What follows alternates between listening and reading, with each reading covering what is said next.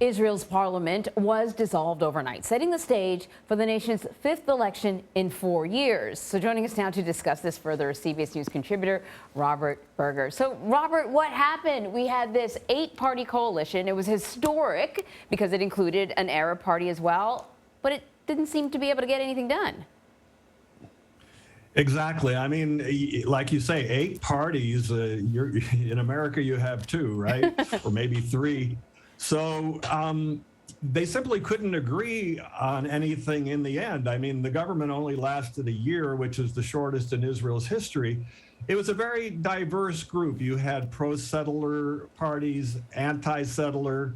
You mentioned the Arab parties, an Arab party. There were liberals and there were conservatives. And for a while, they were able to go on and pass a budget, for instance. But in the end, the ideological differences were just too deep.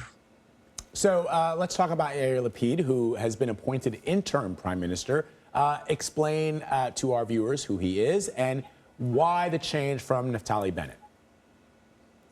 Yair Lapid is a 58-year-old centrist. He served as foreign minister in this government, and now he will be interim prime minister up until elections on November 1st, and then it'll take another 6 weeks or so to form a government.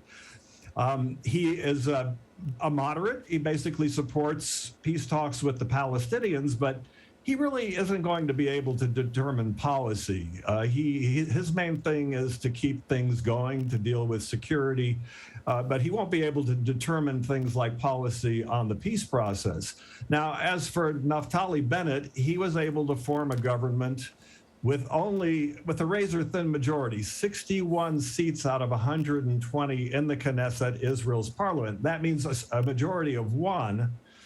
And so if you had some disgruntled lawmakers, which we did in his party, then basically the government collapsed. And he also suffered from a sense of, a lot of people thought he was illegitimate since his party only commanded 6 seats out of 120 in the Knesset.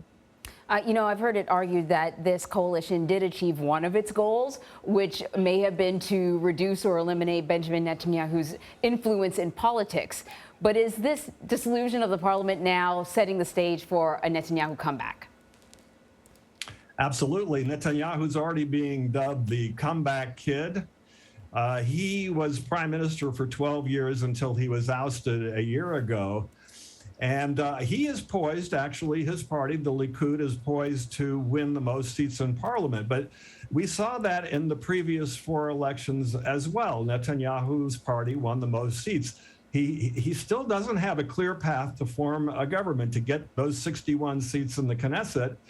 The problem is a lot of his former right-wing allies don't want to sit with him anymore.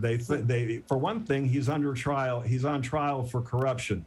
Others say that he's too authoritarian. So I believe he will be tasked with forming the next government, but I don't know if he'll succeed, which means more political deadlock here in Israel. Yeah, but real quick, Robert, before you go, I mean, is there anything else that Bibi can do? It's just interesting to me that, like, it feels as if he wants to be at the head of Israel's government forever, because, I mean, how... Does he have a hobby or something? Right, I mean, I know that he feels very strongly about protecting Israel and about a path forward for the Israelis, but it just strikes me that perhaps there's something else he could focus his attention on and perhaps leave other... You don't want to end up at like a gerontocracy like we have in the United States, where it's a bunch of 90-year-olds like making decisions for people. Well, he does believe he is chosen, if you will, or anointed to be the leader of Israel, and he does not want to give up power. Interestingly, if he did, if there could be another candidate, probably you would be able to form a government with not too much trouble, a right-wing government. Problem is, as I said, a lot of the right-wingers don't want to sit with him. Netanyahu has no intention to step down, so this political gridlock may well continue. All right. Robert, always great to talk to you, my friend. Thank you very much.